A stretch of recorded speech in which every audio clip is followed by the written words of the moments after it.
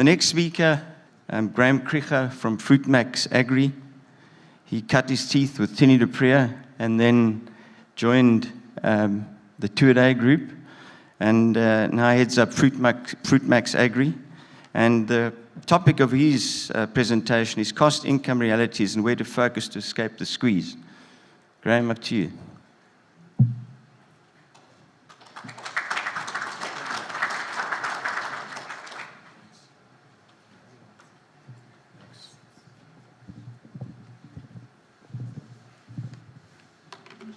Morning, everyone.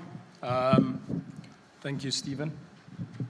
I think it's interesting that this session is titled Palm Fruit Economics, and we've got 4 horticulturists speaking. I think one of the results will be some repetition and also some disagreement when 4 horticulturists prune the same tree. You know what happens.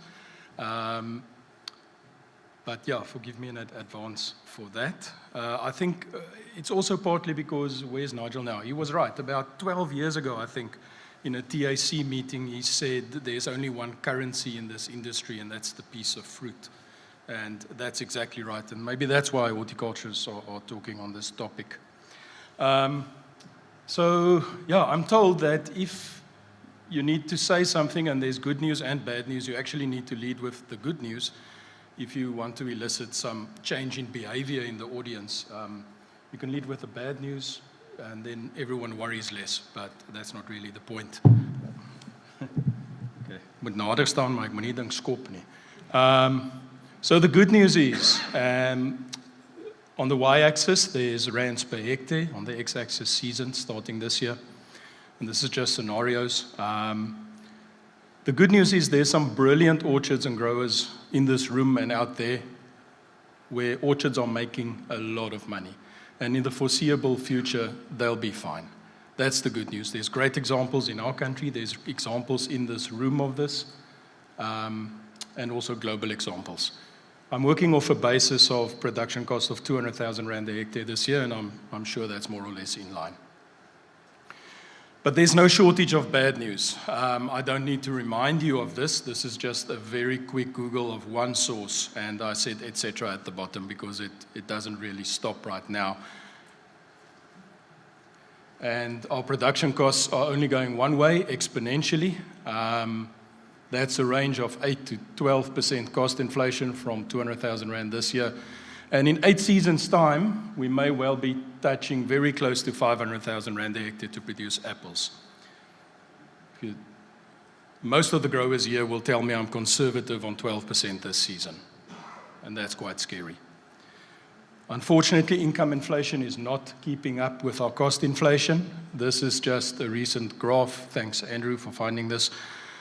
Current inflation in UK supermarkets on foodstuffs. And you see that apples, it's flat while everything else is going up. Now, yeah, doesn't sound right to me. Whoa, okay. I was warned about this. Okay, I know we have a volatile exchange rate. And this provides opportunities often.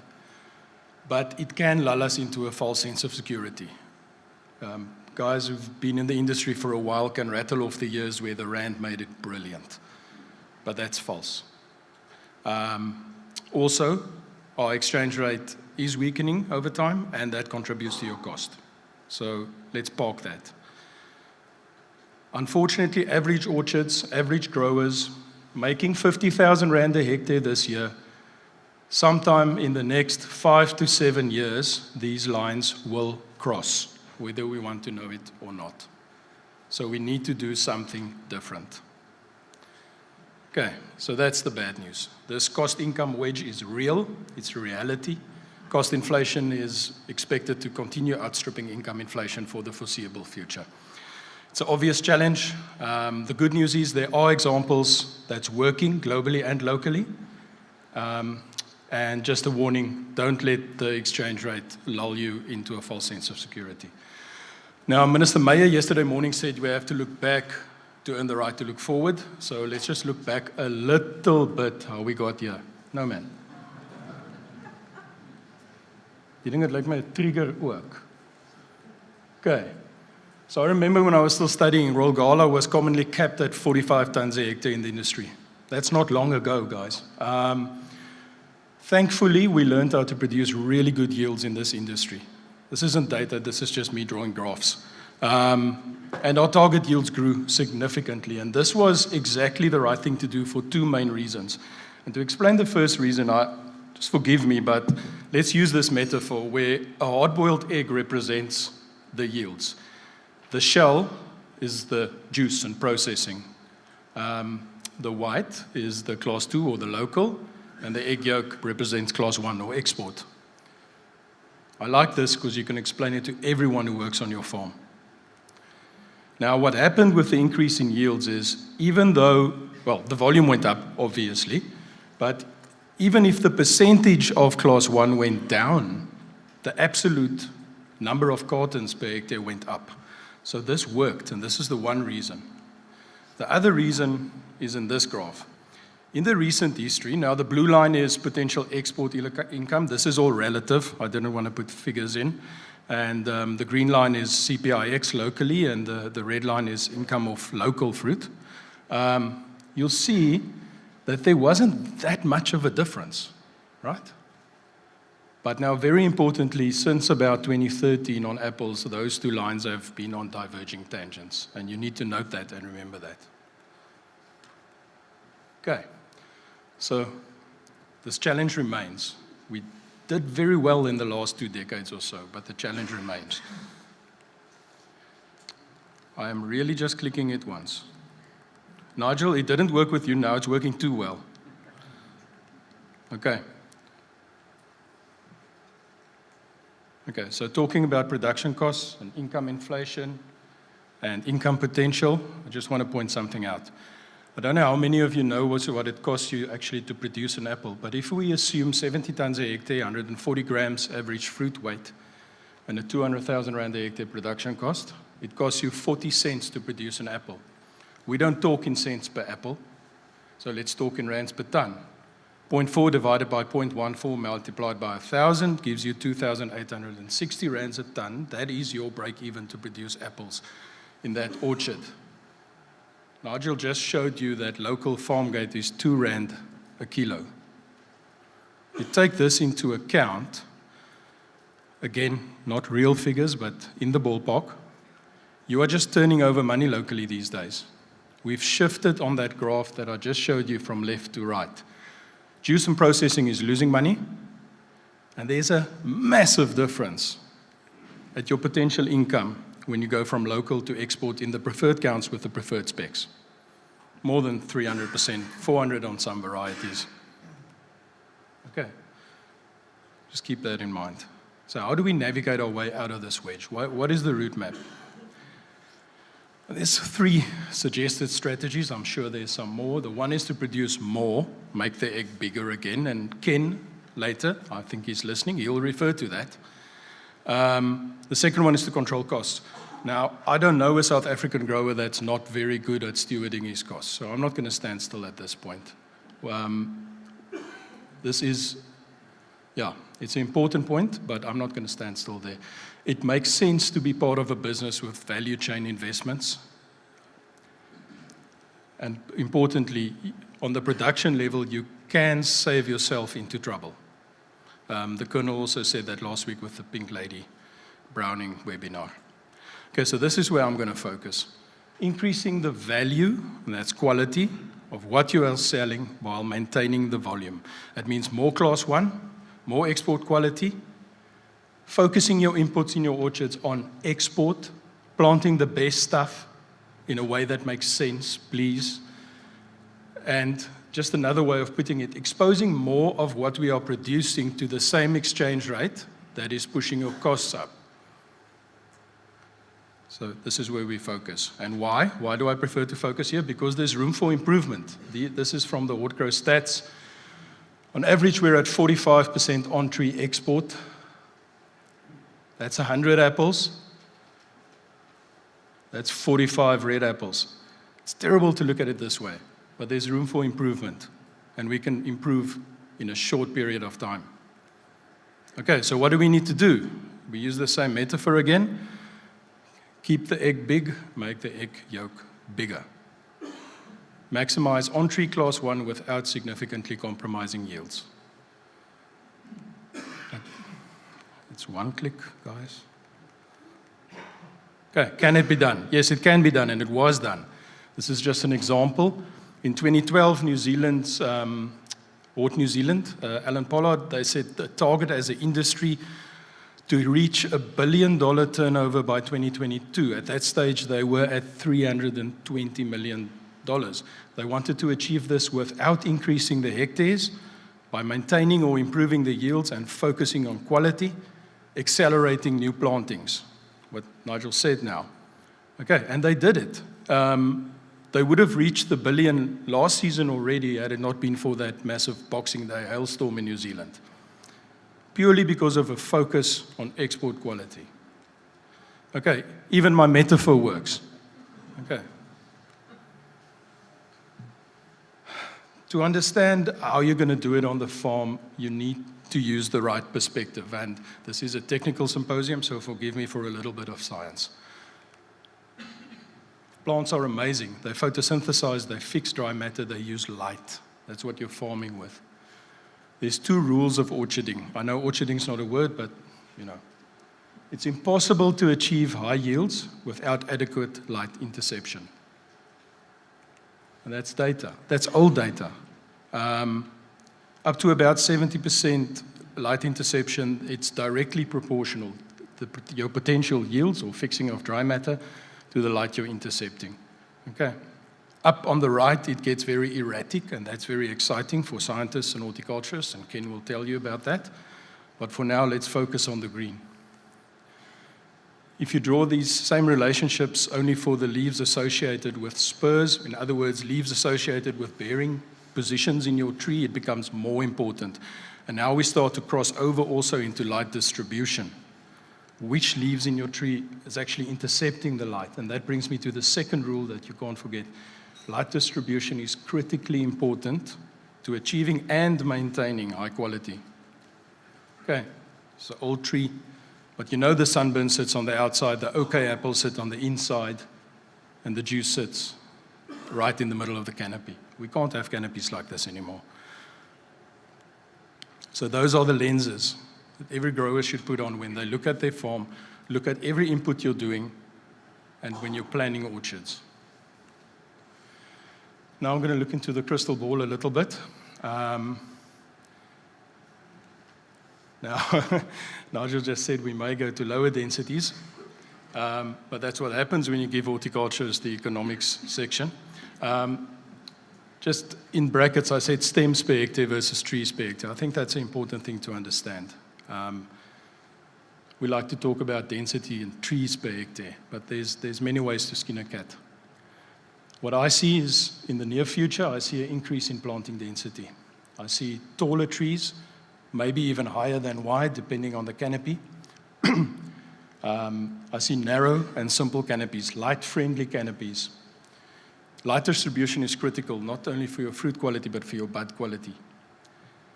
They are also more friendly when mechanical aids arrive. I see reproductive rootstocks, of course, matched to the site and the sign and the vigor and the system. I envision an increase in nets and reflective material, probably in conjunction. And I think there's many ways, there's multiple orchard systems that can achieve this. There's only 2 things you need to do. You need to intercept light, and you need to distribute light. Now, this is not divine prophecy. It's got its feet in data, everything that's there. And I'm not going to go into the detail, we don't have time, but that's data supporting those 6 points.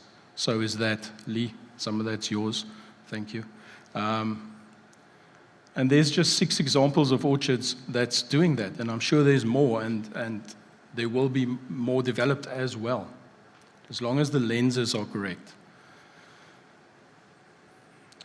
Now, yeah, this is normally where a consultant gets in his bucky and leaves you with the issue, but I'm going to try and give you homework.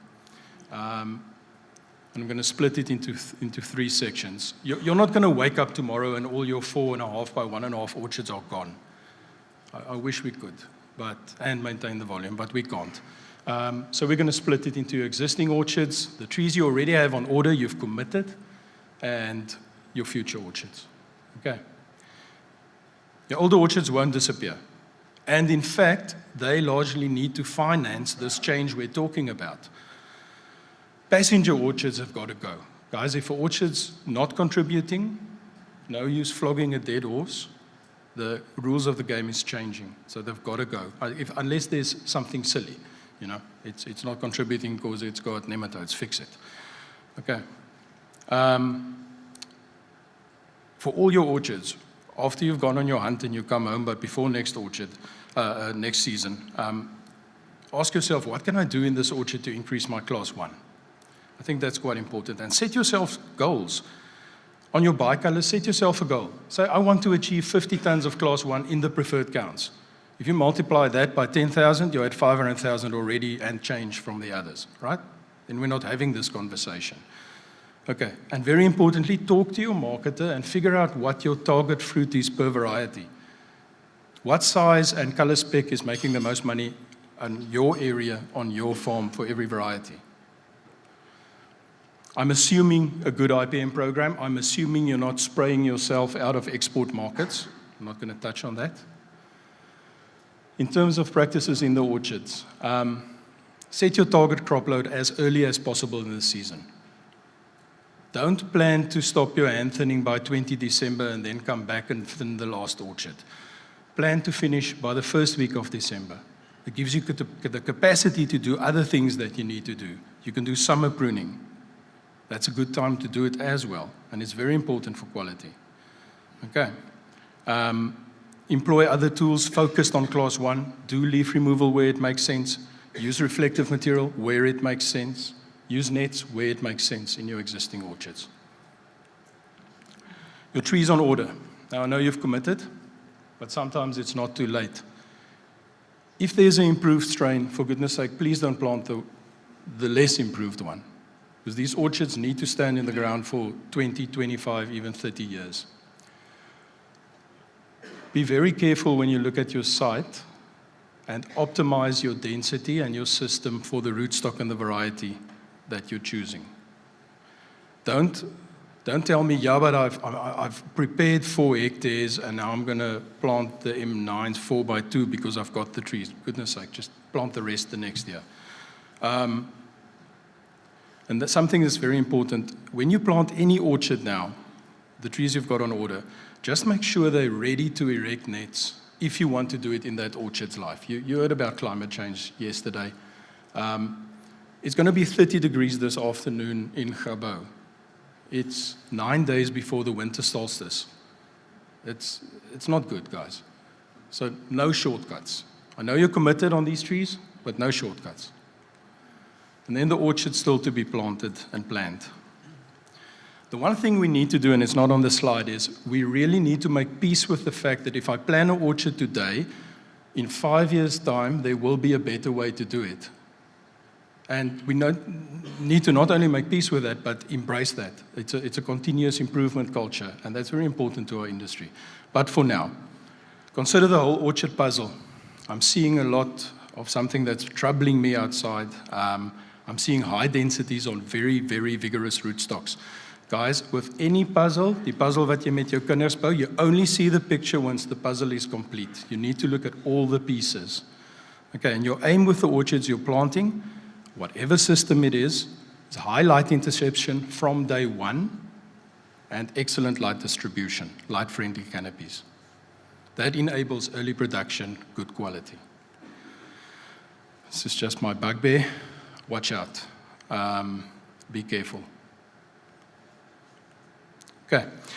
Continuing with the orchards you're still planning. Have a long-term view. I just showed you in 8 years' time, you're probably going to be north of 400,000 Rand on production costs. Ask yourself, what must this orchard look like at 400,000 Rand a hectare? What about climate change? What's going to happen in this orchard's lifespan? And then again, rather plant less hectares, focused on earlier production, high eventual yields with excellent quality. Okay, Mr. Chairman, so in summary, If we can go back to the egg metaphor, I'm sure we're going to reach a situation, and I'm sure Ken's going to talk about it as well, where we need to make the egg bigger again. But for now, the massive room for improvement is on class 1 on tree. We need to embrace the technology. We've got the concept orchards. Do your own trials with the newest stuff. For now, focus on class 1 on tree. We have the tools. It's not only necessary to remain viable, there's a massive opportunity cost. There's orchards this year, even with all the challenges, grossing very close to $1 million a hectare. This is not the first, it's not the only, and it's not the last challenge to our industry, but with the horticulturist hat on, this might be the most exciting for what I see is going to come out of this. Nou is hy heel weg. Okay, we've got the tools. If we, and I did the sums, if we take 10 tons a hectare from local to export and 5 tons a hectare from juice to local, we're increasing the value of our industry in 1 year with 1.8 billion rand. That's quite something. All these orchards, these are photos just taken this year in South Africa. It's happening. Don't get caught behind, right? So with the correct focus on yield, and this is my conclusion, and very importantly, and on quality, pome fruit production is not only viable, but it can be massively profitable. Thanks.